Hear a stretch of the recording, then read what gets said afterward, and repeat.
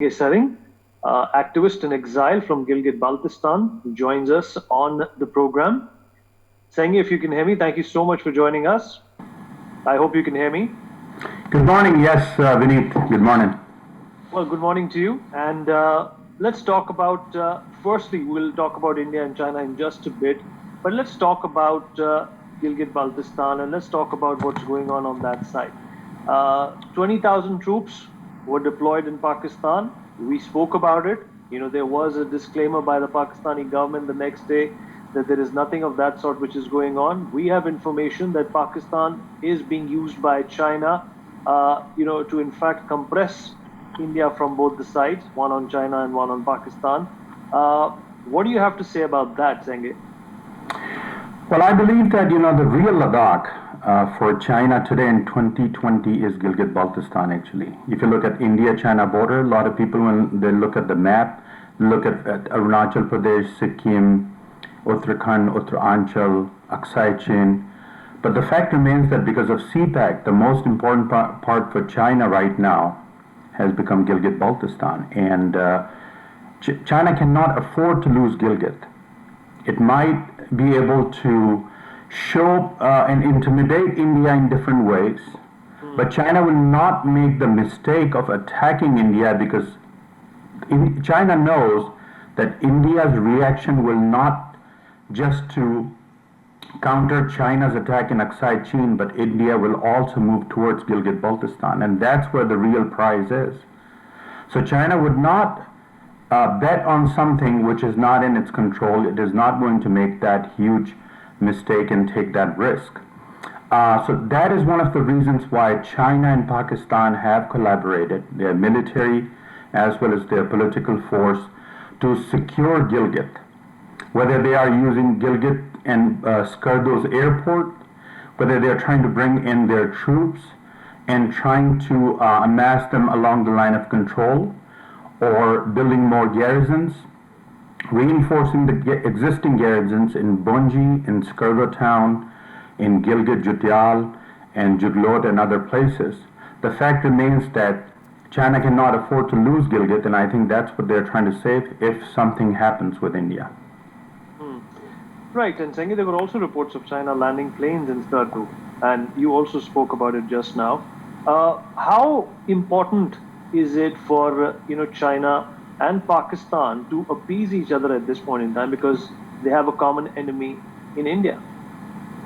I think one of the reasons why this whole Ladakh thing started was because of India's active claim over Gilgit Baltistan and change of its map, where Ladakh was given its own identity as a union territory and Gilgit Baltistan was made part of it. India has been very actively pursuing the case of Gilgit Baltistan at the international fora. So I think the collaboration, is mutually beneficial. Pakistan benefits from China's economic and military might, and Pakistan needs China given that it is getting isolated in the rest of the world. But at the same time, China needs Pakistan more than ever because it needs CPEC. So I think Pakistan's importance for China is growing, and China and Pakistan's dependence on China is also growing. So I think this relationship is going to last if these countries can sustain it for a very long time. Right. Senge, also tell us what's your assessment of what's going on between India and China at this point in time? We find ourselves at loggerheads with China. That's nothing new. We've been at loggerheads with Pakistan ever since they broke away from us.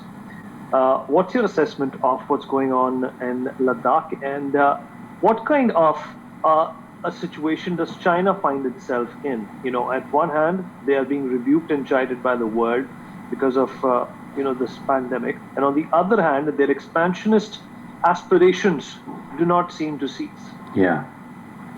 Well, this is 2020. We have a new China, we have a new India. It's not 1962 anymore. So China is trying to flex its muscles because of economic strength, almost 11 to 12 trillion economy. So it's trying to go after all these countries that China thinks, they owe China some land back, right? So they are talking to For instance, India, I mean, but at the same time, they are trying to regain some land from Nepal. They are attacking Bhutan.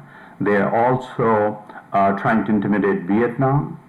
And then also in Central Asia, they have land disputes with those countries. So I think China is flexing its muscle, but at the same time, China should realize that India is also a very different country. And under Prime Minister Modi, I think India has taken a stand, and it is not going to let go of Aksai Chin the way it used to happen in the past. And I think Doklam, the standoff is an example that India is changing its tactics, it's changing its gear, and then it is ready to face China and protect its land and territory.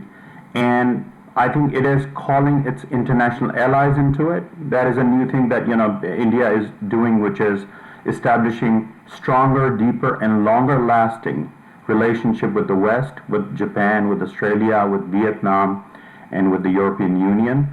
And I see a consistency in India's approach to China, which is very encouraging for countries like the United States, because if the international community has to help India, and if they have to stand with India, then India need to show some consistency.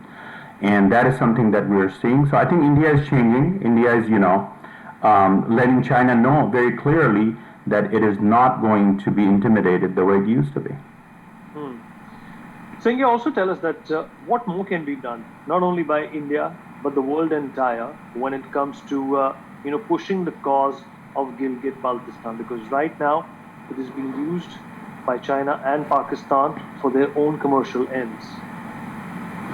Well, the world used to look at China from the perspective of its relationship with the Soviet Union, for instance, the Cold War.